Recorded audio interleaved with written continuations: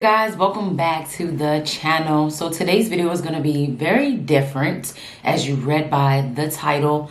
At first I wasn't going to do this video, but since I have started my fitness journey on YouTube, and a lot of people do still follow me because I like to keep you guys updated here and there. I like to throw a video in there about what I eat in a day, just to keep it a little personal. I do not do it frequently, but I do like to do it here and there because I know some people still like those. So this is kind of one of those, but more of a sit down because I've been suffering with something, and it's kind of why the consistency is sometimes here and there due to everything that's been going on. Let's get to where I am now, and then I will give you guys a backstory.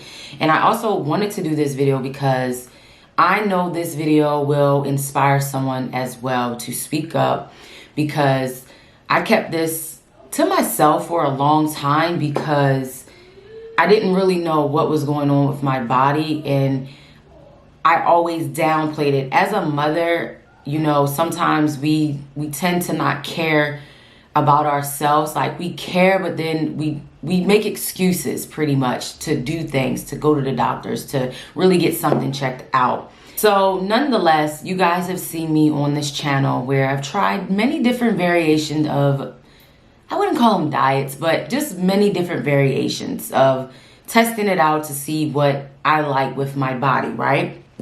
Well, I have found out that I have IBS. And if you don't know what IBS is, it is the irritable bowel syndrome. So it's pretty much your stomach in a hole. It's like, it basically creates cramping, severe pain, and bloating, along with like diarrhea. You can also have constipation.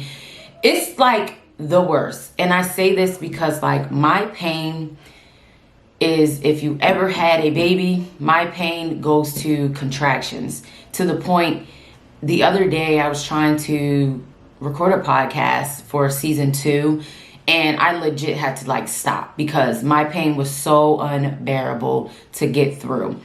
And so now I'll go back into the backstory of it all. So after I had my son, you know, I gained over about 100 pounds. So when I went back to work with him, I started to feel like this pain. Like, when I say the pain hit me as if I was in labor with him, that's how it felt. So I went to the doctors, and my doctor at the time, he stated that, oh, it's muscular, you know, your muscles are just kind of out of whack. So I kind of just let it be what it was.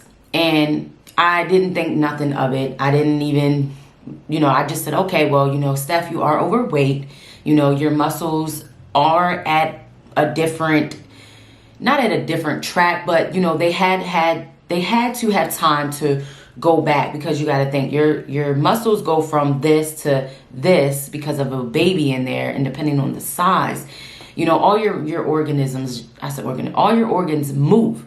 So that was my logic, right? So I changed up my eating habits, and the pain would come probably once every 3 months, or sometimes it'll come like 3 months back to back, but it would be periodically. It would never be a given time or day where I would feel this pain. So as time goes, I would start exercising, drinking my water, you know, it went away. Fast forward, I had my daughter, and I was still suffering with this pain, guys. So like, it went away, but it kind of didn't go away. It was kind of like it just came here and there. It wasn't as frequent, okay? So fast forward, I had my daughter. My daughter is 5 now, right? And I want to say in the last year of me being in my new position, I've been in my new position about a year and a half, the pain has come back so extreme to the point it is so unbearable. And it recently started to do it even more as we are in coronavirus, and, you know, I'm working from home. I'm also taking care of my children. It has gotten to the point where I was like, you know what? I can no longer live like this. It is time to go get a second opinion. And don't ask me why it took so long to get a second opinion, because honestly, in my mental, it was like the pain went away And once I drank water, it was like the pain went away, or like if I went to the bathroom. So if you're thinking like, oh, well, why didn't you go get a second opinion? It was mostly because I thought it was, oh, I needed to drink more water, because I've had heard that if you don't drink a lot of water, you know, you get dehydrated, it causes stomach pains. And also thought, oh, well, you have to go to the bathroom, blah, blah, blah. So I was just thinking that it was more so on those lines. So I went to the doctor recently and I found out that I have IBS. I got my liver, my gallbladder, and some other things checked out, and all those things came back really good. My blood work came back good. So my doctor truly believes I have IBS, and now I'm in this journey of figuring out a process of elimination on what is causing the flare-ups.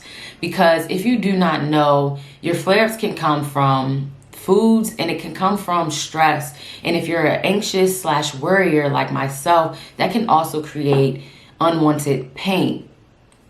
It truly sucks, to say the least, because you know, you probably just get anxious over the littlest things, and you know, your stomach can just do the absolute most.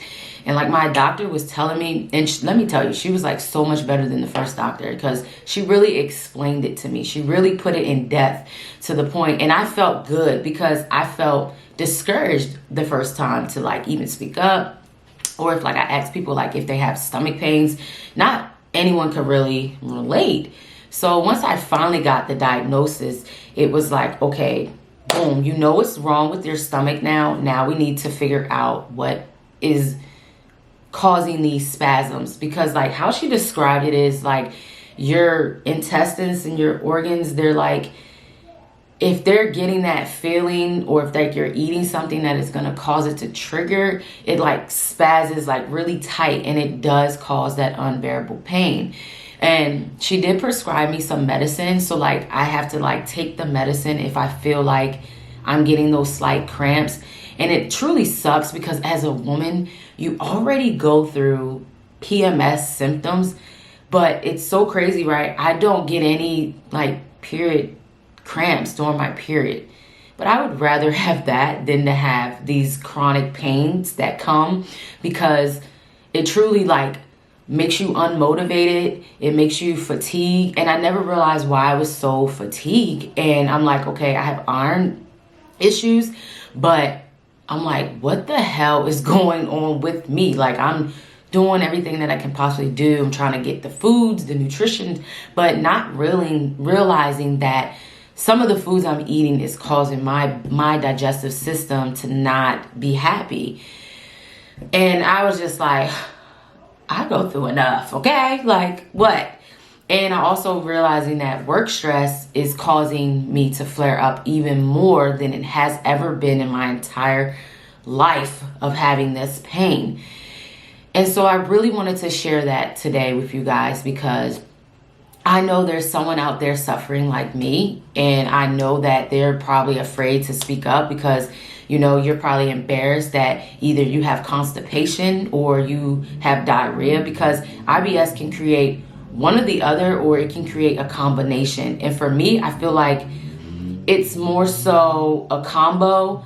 Like sometimes I can be constipated, but also it's like if I eat something, I feel like that triggers my stomach. So I really do believe that it may be dairy. So I'm trying to incorporate a little bit more of plant-based products, and also like almond milk, which I already do incorporate when I make my smoothies, but I want to incorporate a little bit more things. So I'm going to be starting this low diet. It's a low, let me pull it up, because I want to make sure I'm like giving you guys the correct info. And I'm probably going to pronounce some of this thing wrong, so bear with your girl, because I just recently found out about this from my doctor. So basically, it stands for fermentable obligo. I'm going to put this on here for you guys, because it's, yeah, monosaccharides and polyols. Probably saying that wrong. Don't beat me up. But basically, these are small carbs that many people cannot digest, particularly those with irritable bowel syndrome. And what happens when you eat these is, because I'm going to read it from the site. It says the majority of FODMAPs pass through most of your intestines unchanged. They're completely resistant to digestion and are categorized as dietary fiber. But some carbs function like FODMAPs only in some individuals. These include lactose and fructose. Generally sensitive to these carbs also differs between people. In fact, scientists believe that they contribute to digestive problems like IBS. So like when I was doing my research, that's why I also want to share this video, because I was looking on YouTube for some inspo as far as like meals and just getting more advice from someone who is going through it.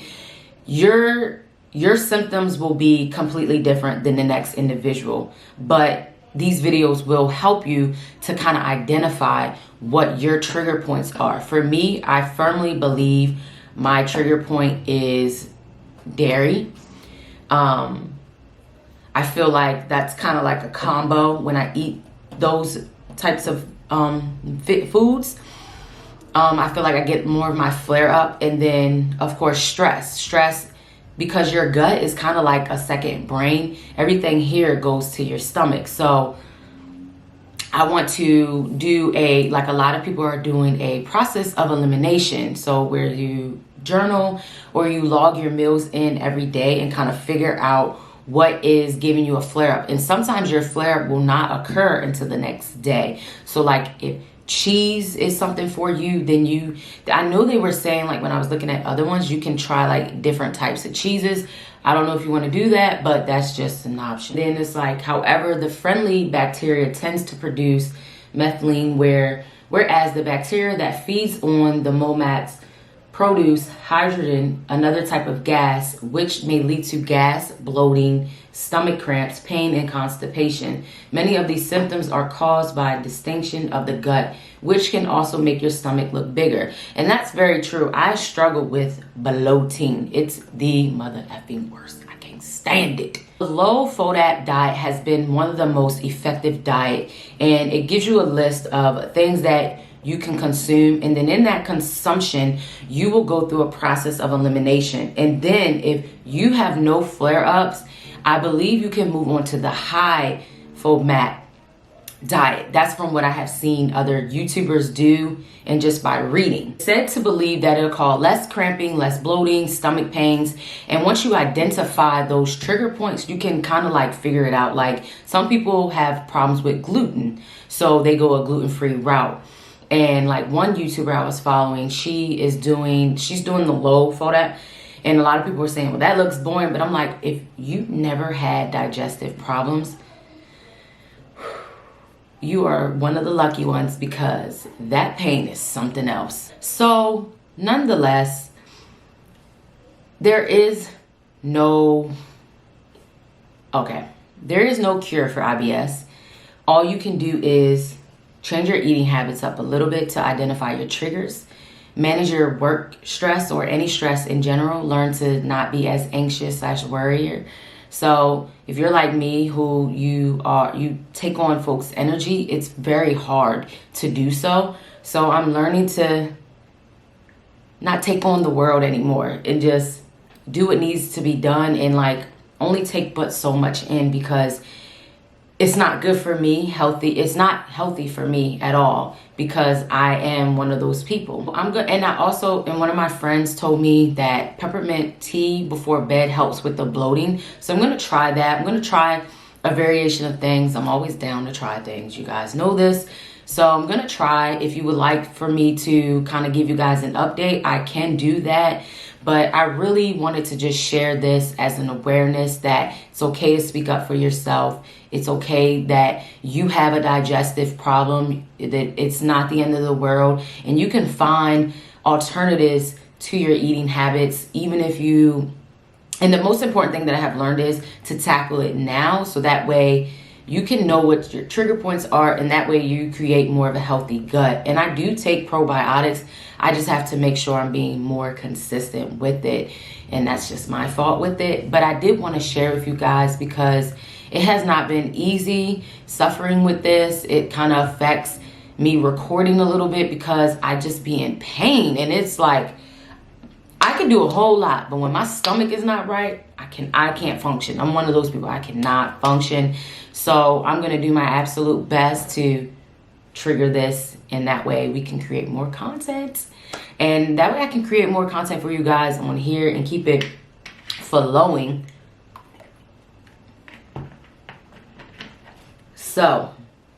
So if you want an update, let me know down below. If you do suffer with IBS, I would love to hear your experience. I would love to hear what currently is working for you and what does not work for you. As again, all of us will have a different experience because your digestive system is yours and mine's is mine. So it's going to do what it wants to do. But I think it's so important to talk about gut health because we always talk about wanting to lose weight. We always talk about wanting to look good, but we have to feel good on the inside as well.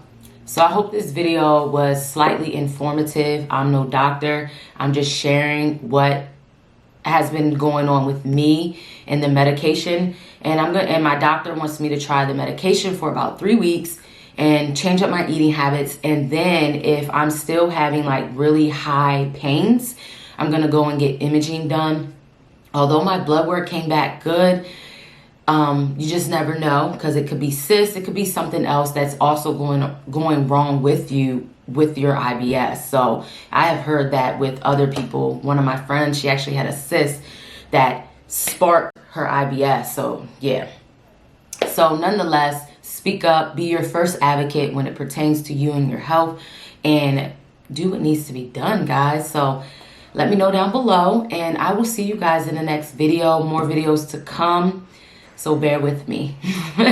Bear with your girl. I'm trying. I'm really trying because having stomach problems is just not it at all. So, bye guys.